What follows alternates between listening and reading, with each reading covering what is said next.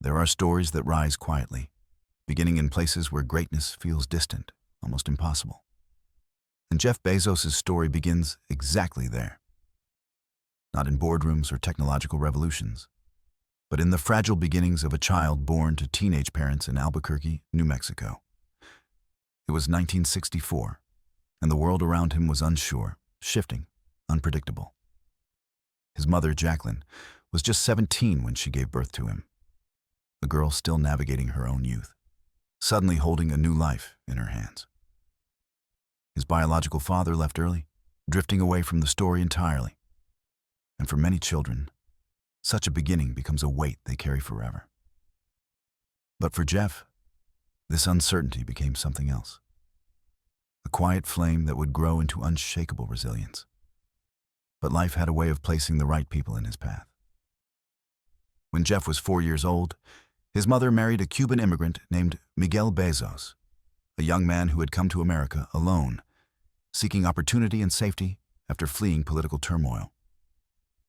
Miguel adopted Jeff as his own son, giving him not just a name, but a foundation, a sense of belonging, of identity, of the life-changing truth that family is something you build with love, not blood. Miguel worked hard, starting with nothing, learning English from scratch, taking small jobs, and slowly rising to stability. Jeff watched him, studied him, absorbed the quiet discipline of a man who rebuilt his life from the ground up. And somewhere inside that young boy, a seed was planted. That life is not what you are handed, but what you are willing to create. As the years unfolded, one thing became clear. Jeff Bezos was fascinated by the way things worked. Not in an abstract sense, but in a methodical, hands-on, almost scientific way. He would take apart toys, household appliances, and even his own crib. He was curious in a way that felt less like childhood exploration and more like an early blueprint of who he would become. And when his family moved to Houston and later Miami, Jeff carried this curiosity everywhere he went. He was obsessed with building, testing, experimenting. His parents' garage became his first laboratory, filled with wires, tools, components, and endless projects. He built alarms to keep his siblings out of his room. He constructed small gadgets, mechanical inventions, and even attempted early forms of automation just to see what was possible. Jeff's grandparents played a powerful role too, especially his grandfather, Lawrence Preston Gies, a man who worked on space technologies and deeply believed in the spirit of invention. Jeff spent summers on his grandparents' ranch in Texas, doing tough physical labor, repairing machinery, solving problems, and learning that independence was not something you inherited. It was something you earned. His grandfather taught him that solutions weren't found by complaining or waiting for help. They were found by rolling up your sleeves, working the problem, and believing there was always a way forward. These early influences created a young man who lived in two dimensions at once: the dreamer and the engineer, the optimist and the realist. And that duality would become the silent engine behind everything he built. As Jeff grew older, he excelled academically, driven by a disciplined mind and a hunger to understand the world. He became valedictorian of his high school class, and from there he entered Princeton University. Not with the intention to climb the corporate world, but with a deeper question. What does the future look like? And how can I be part of building it? He studied electrical engineering and computer science, diving into a world that was just beginning to glimpse the power of the digital age. But numbers and codes were not enough. Jeff saw technology not as circuits or software, but as a force that could reshape entire industries, entire habits, entire civilizations. After graduating, his path led him to Wall Street, the place where smart minds, sharp suits, and relentless competition met the constant pulse of ambition. Jeff joined investment firms, moved into quantitative roles, and quickly distinguished himself. He wasn't just another analyst, he was a strategist. Someone who saw patterns others didn't, someone who noticed what wasn't yet obvious. But here is where Jeff's story takes a dramatic turn. A moment that redefines the course of his life, and eventually, the world's. While working at a hedge fund called D.E. Shaw, Jeff was assigned to explore emerging business opportunities on the internet. And in the mid-1990s, the digital world was still in its infancy, uncertain, underdeveloped, unexplored. Yet Jeff noticed something shocking. Internet usage was growing at over 2,000% per year. To most people, this was an interesting statistic. To Jeff, it was a signal, a whisper from the future calling him forward. He began making lists of potential online business ideas, 20 of them in total. But one idea kept rising to the top. An online bookstore. Not a small bookstore, not a niche bookstore, but a bookstore that contained every title ever printed. A store that could exist only in the limitless space of the internet. It was radical. It was risky. It was uncertain. But something inside Jeff clicked. The garage tinkerer, the disciplined student, the problem solver, the dreamer. The child who watched his stepfather rebuild his life from nothing. All of it converged into this single moment of clarity. And then Jeff did something that only the brave do. He trusted the signal. He trusted the whisper. He trusted his intuition. He walked into his boss's office and told him he was leaving. His boss, brilliant and respected, tried to persuade him to stay. He told Jeff it was a great idea, but a great idea for someone who didn't already have a good job. Jeff went home and talked to his wife, Mackenzie. And together, they made the decision that would change everything. They would leave their comfortable life behind, drive to Seattle, and build something new from scratch. Jeff would later call this decision his regret minimization framework. He asked himself a simple question. When I'm 80 years old, will I regret not trying this? And the answer was unmistakably clear. In 1994, Jeff and Mackenzie packed their essentials into a car and drove across the country to Seattle. It wasn't glamorous. It wasn't strategic. It was a leap of faith, guided not by certainty, but by vision. Seattle was chosen partly because it was close to major book distributors. But deeper than that, it was a place where Jeff could build quietly, without the noise of corporate expectations. And so he rented a small house. And inside that house, he set up his first office, in the garage, of course. Not because it was trendy, but because it was practical. Because that's where dreams begin when you don't have anything except grit and belief. There, sitting on a wooden desk held together by repurposed doors, Jeff Bezos began building the foundation of Amazon. He wrote the business plan. He built the early website. He cataloged books manually. He cold-called distributors. He handled customer service himself. And slowly, brick by invisible brick, the world's largest bookstore began to take shape. In July 1995, Amazon.com went live. Jeff had no idea what would happen. He had no guarantee of success. But he had something more powerful, the willingness to take a risk when the world was not yet ready to understand it. The first order came from a man in Seattle, a science textbook. Jeff carefully packed it, drove it to the post office, and mailed it. It was a small sale, almost insignificant. But Jeff felt something electric as he dropped that package into the system. Not because it was money, but because it was momentum. Proof that the world was beginning to shift. Within months, Amazon was receiving orders from all 50 states and over 45 countries. The company grew faster than Jeff had ever imagined. People were drawn to the convenience, the novelty, the sense that something entirely new was beginning. But success didn't make the road easier. It made it more complex. The stakes were higher. Competition emerged. The pressure to scale became immense. Yet Jeff kept moving forward. He didn't build Amazon to be a bookstore. He built it to be a test, a starting point, a first version of something much larger. And quietly, behind every decision, behind every upgrade, behind every sleepless night, was a mindset he repeated often. Lean into the future. Not follow it. Not wait for it. Lean into it. Jeff Bezos understood something people often overlook. The future rewards those who prepare for it early, even when it looks uncertain or impossible. And that belief turned Amazon from a bookstore into a marketplace, into a global ecosystem. The days after Amazon's launch should have been triumphant, but victory rarely feels sweet when the world doubts you. Jeff Bezos was exhilarated, yes, but he was also exhausted in a way few would ever understand. Orders were pouring in faster than their tiny team could pack them. Their desks made from cheap doors were scattered with packing tape, cables, books, and half-empty coffee mugs. It was chaos. Beautiful, unstoppable chaos. And yet, every person outside that garage expected them to fail. People said the internet was a fad. They said books were too boring to disrupt. They said a website couldn't become a real business. They said he had lost his mind leaving Wall Street.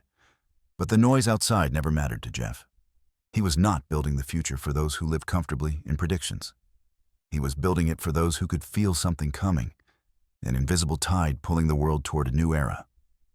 Every night around 2 or 3 a.m., Jeff quietly stepped away from the packing tables, opened the garage door, and let the cold Seattle air wash over him. He needed those moments, small pockets of silence between hurricanes. He would look up at the dark sky, stars barely visible above the city's haze, and whisper words that became his inner compass. The future is always bigger than your fear. And then he would return to work. And the skeptics, the setbacks, the storm. But the world wasn't kind. Publishers doubted him. Investors dismissed him. Competitors mocked him. Even the media framed him as a young man playing store on the internet. To make things worse, people who ordered books started complaining. Shipping delays, inventory errors, website crashes. One furious customer wrote an email saying, "Your company will collapse before I get my order." Jeff didn't get defensive. He didn't explain, justify, or hide. He leaned forward and typed back with calm, precise conviction. "We won't collapse. You have my word. We are building something for the long term." He meant every syllable. What people never understood was that Bezos never feared criticism. He feared stagnation. He feared becoming a person who stopped trying. He told his tiny team, "We are not here to build the largest bookstore. We are here to build the store that sells everything." They laughed, not because they doubted him, but because the idea sounded like science fiction. But Jeff was serious, dead serious. He didn't see Amazon as a bookstore. He saw Amazon as the infrastructure of the digital world, the spine of the future economy. The DoorDesk era. Amazon grew fast, too fast. Their desks made from old doors became iconic, symbols of frugality and focus. When employees asked why they couldn't buy better furniture, Jeff's response became a company legend. "It's the customer who pays for luxury, not us." He wasn't trying to be dramatic. He genuinely meant it. Every saved dollar was reinvested into faster shipping, better technology, and lower prices. While competitors were flaunting offices with polished marble floors and designer chairs, Amazon employees were typing world-changing code on $40 door desks held up by metal brackets. People mocked it. The media joked about it. But deep down, those desks were a quiet revolution, a reminder that greatness rarely begins in comfort. The 1999 meltdown, a crucial test. When the dot-com bubble burst in 1999, everything changed.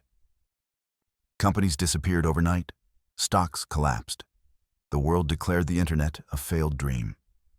Amazon's share price plunged 90%. Newspapers wrote headlines predicting its death. Analysts called Bezos delusional, a man building castles in the sky. Employees came to work terrified. Some packed their things quietly.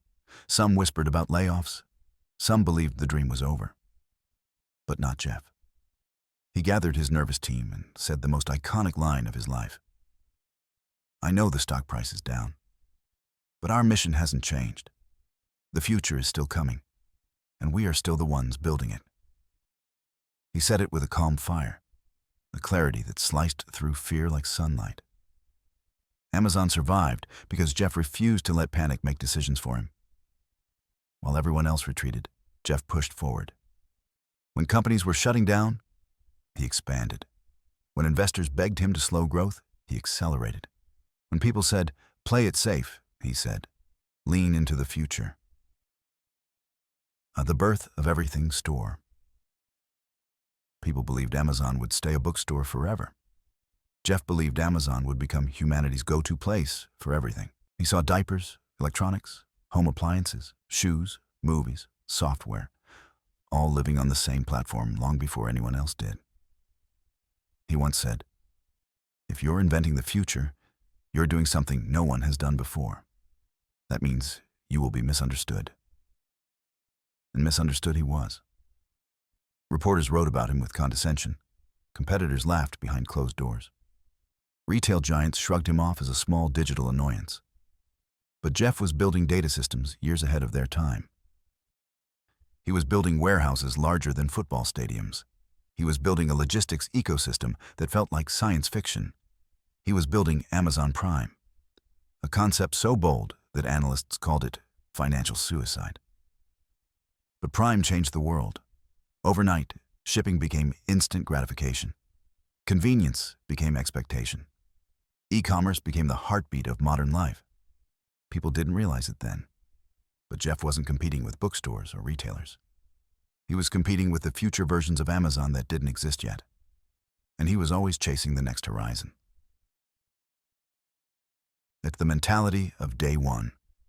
One of his greatest philosophies became known as the day one mindset. He told employees repeatedly, "This is day one. Day two is stasis, then irrelevance, then decline, then death." So stay in day one. Day one meant hunger. Day one meant speed. Day one meant innovation over comfort. Day one meant refusing to act like a giant, even when you were one. Jeff had seen too many companies die the moment they felt safe. He refused to let Amazon become one of them. Every time someone said, "We've made it," Jeff answered, "No, it's still day one." That mentality kept Amazon alive and unstoppable. Last, the criticism, the controversy, the unseen battles. Success did not protect him from criticism. It amplified it. People criticized Amazon's size. People criticized its impact. People criticized Jeff personally. But he refused to let attacks dim his mission. His mother once asked him gently, "How do you stay so calm when people misunderstand you?" Jeff smiled and said, "If you're right, time will tell. You only need patience." He didn't chase applause. He didn't chase validation. He chased truth, innovation, and what he believed the future demanded. On to Blue Origin, the childhood dream. Most people don't know this, but Jeff's ultimate dream wasn't Amazon. It was space. When he was 5, he watched the Apollo 11 moon landing, eyes wide, heart pounding. That moment planted a seed that stayed with him forever. In 2000, quietly and without fanfare, he created Blue Origin, his space exploration company. He didn't do it for fame. He didn't do it for money. He did it because he believed humanity's destiny was among the stars. His mantra for Blue Origin: gradatim ferociter, step by step, ferociously. He believed that if humanity wanted a future full of possibilities, we had to look beyond Earth. While people mocked him for it, he simply continued building. He wasn't done dreaming, not even close. The secret to Jeff's drive, the regret minimization framework. Throughout his career, Bezos followed a simple, powerful principle he created in his 20s. The regret minimization framework. He imagined himself at age 80, sitting on a porch, reflecting on his life. He asked, "What decisions will I regret, or not regret, when I'm 80? The answer became his guiding star. He would never regret trying something bold. He would regret living small. He would regret playing safe. He would regret ignoring the future. This framework pushed him to quit Wall Street, build Amazon, expand fearlessly, start Blue Origin, and pursue ambitions others couldn't fathom. It is why he leans into every era with unshakable confidence. The Bezos legacy, what you can learn. Jeff's story is not just about entrepreneurship. It's about mindset. It's about believing in the future when no one else does. It's about taking risks others run away from. It's about dreaming bigger than the moment you're in. It's about having the courage to be misunderstood for a long time. His message to you is this: lean into the future. Most people lean away because the future looks uncertain, unfamiliar, uncomfortable. But the future favors those who lean toward it. The future rewards the bold. The future belongs to those who see what others can't. Jeff Bezos wasn't born with privilege. He wasn't handed anything. He built everything through vision, grit, innovation, and a relentless commitment to progress. If you want to learn from him, learn this. Don't chase success. Chase the future, and success will chase you.